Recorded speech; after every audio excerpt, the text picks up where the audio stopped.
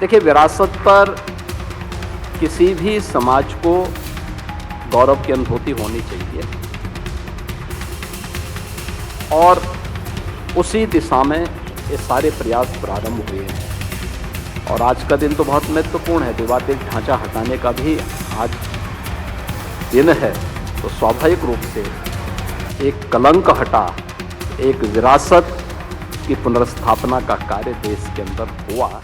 एक अखबार ने एक बड़ा कार्यक्रम आयोजित किया। इस कार्यक्रम में योगी आदित्यनाथ को बुलाया गया। उस कार्यक्रम में उनका इंटरव्यू किया गया। कई मुद्दों पर बातचीत की गई, लेकिन एक ऐसा मुद्दा खास तौर पर 6 दिसंबर होने की वजह से, जी हां, बाबरी मस्जिद वाला मसला, उस पर योगी आदित्यनाथ ने जो बयान दिया है, आज आप खुद सुनिएगा और बताइएगा कि संवैधानिक पद पर बैठकर सुप्रीम कोर्ट के जो आदेश है, पूरा का पूरा जो उन्होंने आदेश लिखा, उस आदेश का उल्लंघन टाइप नहीं है। मैं ये बात क्यों कह रहा हूं? क्योंकि आप पहले उस आदेश को भी समझिएगा। सुप्रीम कोर्ट ने बाबरी मस्जिद विध्वंस पर क्या कहा था, और उसी के अलावा संविधान की शपथ लेकर मुख्यमंत्री पद पर बैठे हुए योगी आदित्यनाथ का यह बयान सुनिएगा। लेकिन ये पहली दफा तो है नहीं, आगे भी आपको दिखाऊंगा। वो आज बाबरी मस्जिद वाले मसले पर तो बोल रहे हैं, लेकिन ये बता नहीं पाते कि आखिरकार ये डिटेंशन सेंटर का क्या करना है। ये नहीं बताते हैं कि वाराणसी में एक पिता रो रो कर पूरी तरह से बेहाल हो जाता है। क्यों? क्योंकि उसकी बेटी गायब है, लेकिन सुनने वाला कोई नहीं। खबर तो यह भी निकलकर सामने आती है, गोरक्षकों के हाथ में दे दिया गया है हथियार की जो करना है करो। यह बात इसलिए क्योंकि तमाम वीडियोस आज भी सामने आते हैं। लोग अपनी जान जोखिम में डालकर सफर कर रहे हैं, क्योंकि गो रक्षक के नाम पर यह उत्पातियों का झुंड सड़क पर टूट पड़ा है। तब याद नहीं आता कि कैसे इस कलंक को मिटाना है। कलंक मिटाना सिर्फ एक ही था इनका मकसद, है ना? यही नहीं, कलंक तो एक और है। कैसे यात्री परेशान है, पिछले 4 दिनों से अलग अलग एयरपोर्ट पर फंसे हैं, लेकिन हमें तो हंसना है, मुस्कुराना है, कलंक मिटाना है। नमस्कार, मैं हूं प्रज्वल गौतम और आप देख रहे हैं the live TV. The live TV, सच सबसे आगे। सबसे पहले खबर जरा सुनिए, क्या कहते हैं योगी आदित्यनाथ। बयान सुनिए, गंभीर बयान है। एक पुराना नारा याद आ गया जब राम जन्मभूमि आंदोलन चल रहा था कि अयोध्या की बारी है, काशी मथुरा बाकी है। तो कुछ है ऐसा भी क्या? देखिए, सभी जगह हम पहुंचेंगे, सभी जगह पहुंचेंगे और पहुंच चुके हैं। देखिए, विरासत पर किसी भी समाज को गौरव की अनुभूति होनी चाहिए और उसी दिशा में ये सारे प्रयास प्रारंभ हुए हैं।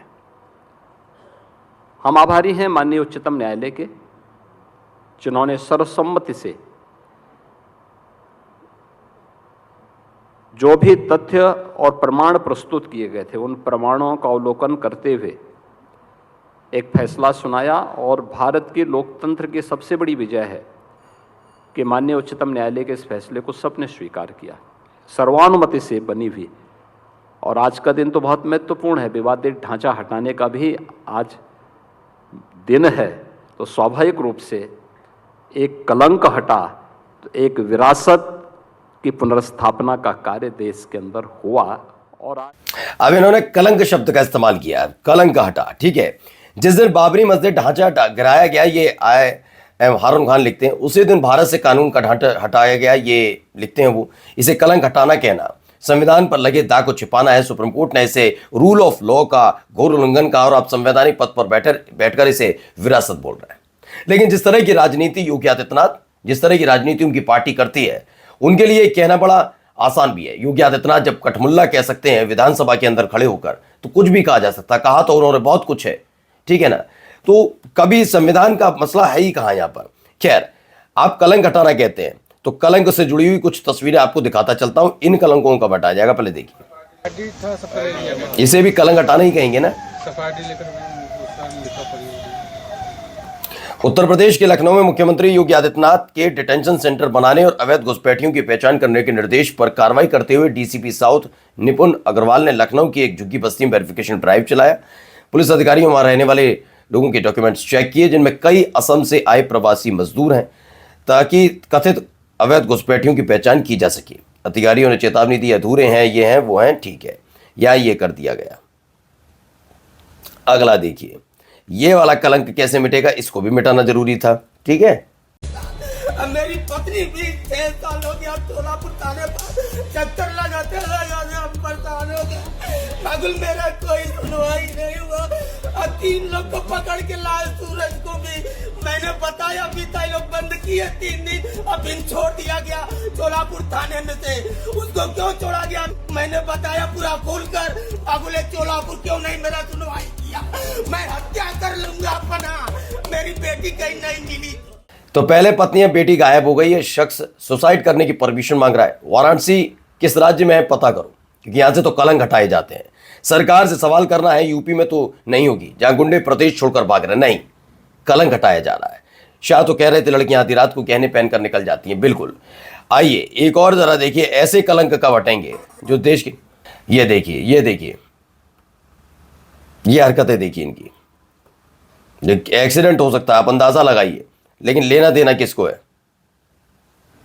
ये देख रहे हैं आप, किसी को लेना देना है इस बारे में? लंपटाई देखिए, गुंडाई देखिए, लुच्चाई देखिए, लेकिन इन लुच्चों और लंपटों का को कलंक नहीं मानते होंगे शायद। ये तथाकथित गौरक्षक है, तेज चलती रफ्तार भारी वाहनों के नुकीले यात्रियों यंत्रों से पंचर करना है, जिससे बड़ी दुर्घटना होने की संभावना है। ये सब करने का नया अधिकार किसने दिया? ये कर रहे हैं यादव करनी सेना वाले। समाजवादी पार्टी के राज्यसभा सांसद रामजीलाल सोमन की गाड़ी पर टायर फेंक रहे थे, चलती गाड़ियों पर टायर, पीछे परिवार की गाड़ियां भी आ रही थी। कई परिवार जो रोजमर्रा आम जनता निकलती है, दुर्घटना होती कितनी बड़ी, लेकिन योगी सरकार के एक मंत्री उन्हीं लुच्चों की पीठ थपथपा रहे थे, रघुराज सिंह। कलंक नहीं हटा पाए। ये कलंक नहीं है ना, ये सारे लोग कलंक नहीं हो सकते, क्योंकि जब तक आपको मुफीद लगे वो कलंक नहीं हो सकता। आगे देखिए, यहां पर मैं तो योगी आदित्यनाथ की भाषा ही बोलूंगा, ये भी कलंक ही हट रहा होगा। क्यों?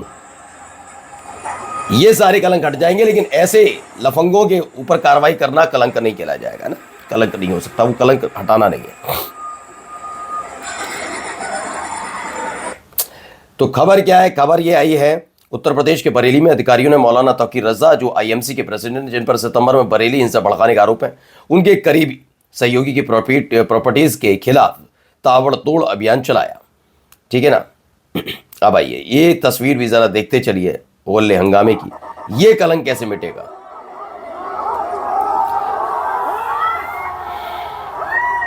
ये कलंक कैसे मिटेगा साहिब?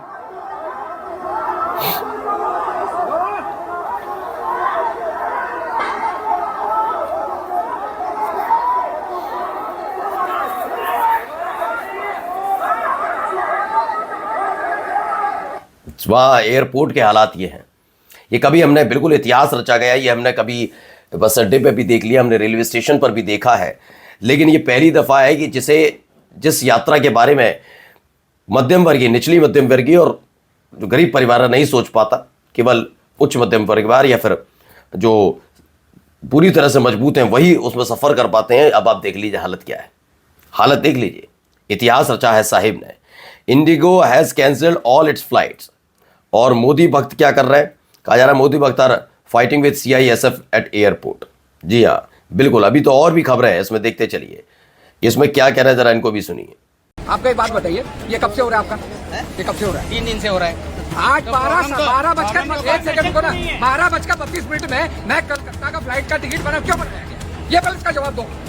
बताओ आप, अगर फ्लाइट नहीं जा रहा था क्यों बनाया गया? अब बताओ, इसका जवाब दो। आप जो बोल रहे हो पर 3 दिन है, मेरे को आज का टिकट क्यों बनाया गया? 12:25,000 रुपया का टिकट है।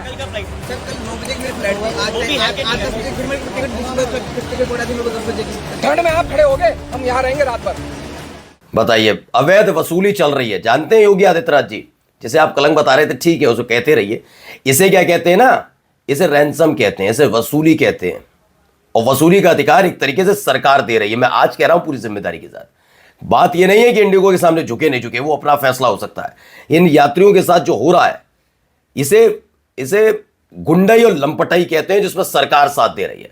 वरना इंडिगो हमारे देश की सरकार, हमारे देश से सरकार तो छोड़िए, साइडलाइन करी, देश से बड़ा कोई नहीं हो सकता। इतने बड़े हो गए, इतना बड़ी कंपनी हो गई, कान मरोड़ के खींच कर लाइए उसके मालिक को, कानूनन कार्रवाई कराइए इतने लोगों की स्थिति में। लेकिन आप लोगों को जो आदत पड़ गई है ना, लोगों को लाइन में लगाने की, लोगों को व्यस्त करने की, व्यस्त किया जा रहा, आप समझ नहीं रहे। ये लोगों को व्यस्त किया जा रहा है। ये SIR पर बात ना हो, इस मुद्दे पर बात ना करके इधर डाइवर्ट, क्योंकि कुछ मरते हैं तो मरने, तो कुछ चीखते हैं तो चीखने, तो पहले थकेंगे, चीखेंगे, थकेंगे, घर चले जाएंगे। वही वाली स्थिति बनाती है ना।